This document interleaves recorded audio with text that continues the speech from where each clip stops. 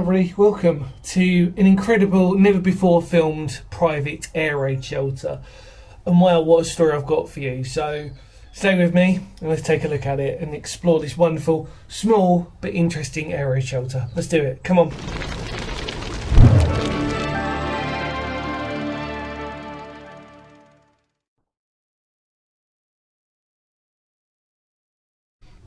Well, welcome back everybody. First off, I just want to say massive thanks to the owners.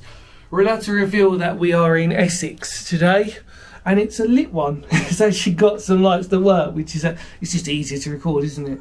So let me give you a brief bit of history on this. We're obviously not going to reveal the location, obviously full threat that people might sort of knock on the door and stuff, and it's just out of respect really, and we're here to just document it.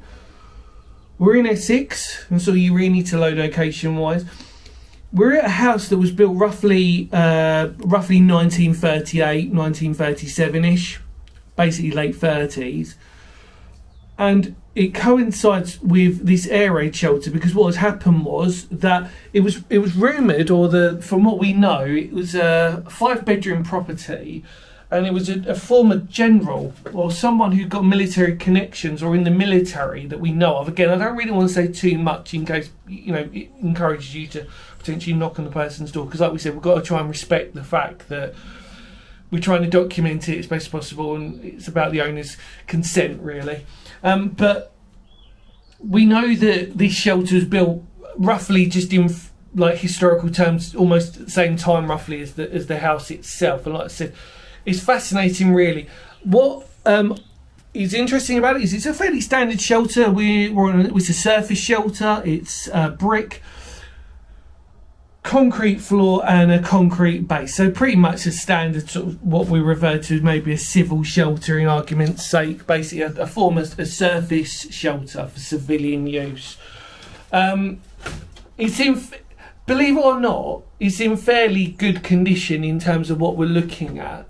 There's a few cracks, etc, etc, but what's interesting about this is it actually forms almost a communal shelter, because it actually forms one half of another air raid shelter which is on our neighbour's property. And what the neighbours have done is they've converted this, so actually they've put like windows in and stuff like that. So actually the one that we're looking at, the one we're in, is probably the more rawer, more truer to its historical content type of one, although the one next door is obviously understandable with the circumstances of what neighbours do. They're allowed to what on over their air raid shelters, whether they turn them into sheds, garages, wine cellars. We've seen them a lot, haven't we, really?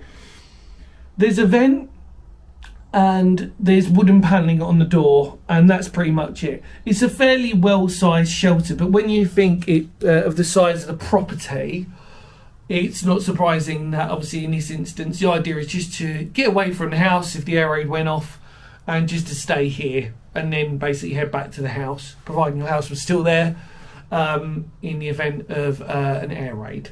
So it's interesting. I've never seen one like this in terms of a private shelter, because it's got a very sort of government-looking standard civilian sort of format to it. In other words, we're talking about like if you looked at the primary school shelters that we visited before during World War II, they've got a similar sort of layout, sort of box-like sort of shape. And obviously especially in London, for example, you see a lot more of these what most people call surface shelters / civilian shelters, which we've documented a lot on this channel, which are these long surface rectangular buildings, which are always, well, from what I've always seen, are brick walls with concrete on top and then concrete floor. So basically a very primitive sort of stronger version of a shed.